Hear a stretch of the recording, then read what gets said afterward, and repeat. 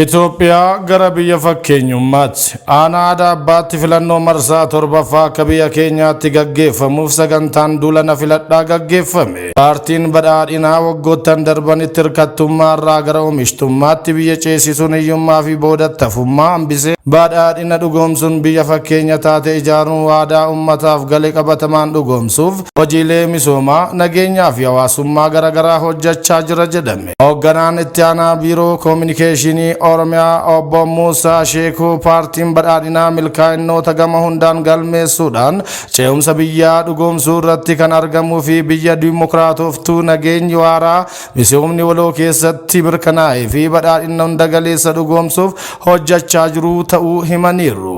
Waggoottan shanan itti aananitti jijjiiramni akka biyyaatti argame itti fufiinsaan akka dhugoomuuf hawaasni paartii badhaadhinaa akka filatus waamicha dhiyeessaniiru. Bulchaan bulchiinsa godina Arsii Lixaa obbo Ahmed Hajji gama isaaniitiin paartiin badhaadhinaa biyya misooma nageenyi fi dimokiraasiin dhugaa keessatti dagaaga ijaaruuf hojjechaa jiruu fi paartii wabii dhaloota egeree ta'uu himaniiru. Bulchaan bulchiinsa aanaa Adaabaa obbo Abdul Karim Kadir paartiin badhaadhinaa hojiilee fayyadamummaa ummataaf oolan garaagaraa hojjechuun biyya gama hundaan fakkeenya taate ijaaruun hojjechaa jira jedhan.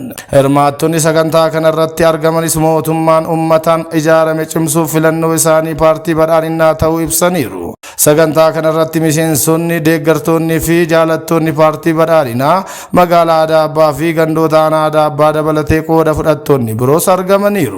Pirezidaantiin mootummaa naannoo Oromiyaa obbo Shimallis Abdiisaa kilaba kubbaa miilaa Nageellee Arsiif qarshii miiliyoona 50 deeggarsa taasisan. Mootummaan naannoo Oromiyaa seenaa gama ispoortiin jiru caalmatti jabeessuun hojii hojjechaa jiruun jijjiiramootni qabatamaan argamaa jiraachuutu himame. Kilabiin magaalaa Nageellee Arsiis bara kana yeroo jalqabaaf gara Pirimeer Liigii Itoophiyaatti ol guddachuun maqaa godinichaa fi naannichaa beeksisuun dorgomaa cimaa Pirimeer Liigii Itoophiyaa ta'uun yeroo ammaa sadarkaa lammaffaa irratti argama. Pirezidaantiin naannichaa obbo Shimallis Abdiisaa kilabichi caalmatti dorgomaa ta'ee Pirimeer Liigii biyyattii keessatti mo'ataa akka ta'uuf kilabicha hamleessuuf kan olu qarshii miiliyoona 50 deeggarsa taasisaniiru.